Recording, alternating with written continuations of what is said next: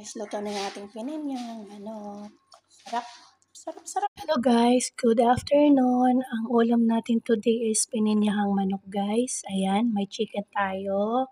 At carrot at patatas, sibuyas, ginger, bell pepper, tapos kamatis, ginger, ay hindi pala ginger, bawang, sibuyas na mora, tapos siling mahaba guys. Tapos maglagay tayo ng gata.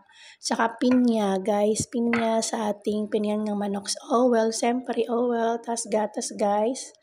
Tsaka paminta, paprika at magic sarap. Ayan ang ating ulam today guys. Tayo ay magluluto na guys. Samahan nyo ako magluluto guys. Thank you.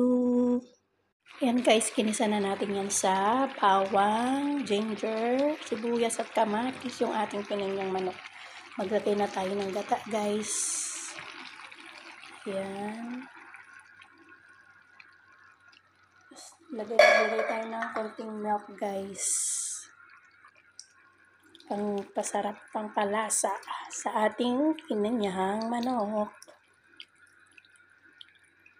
Yan, konti lang guys. Tapos lagay na natin yung ating bell pepper.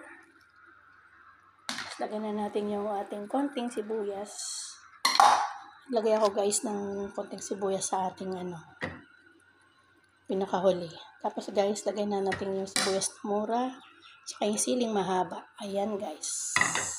Tapos haluin natin. Tapos mga 20 minutes. Luto na to guys.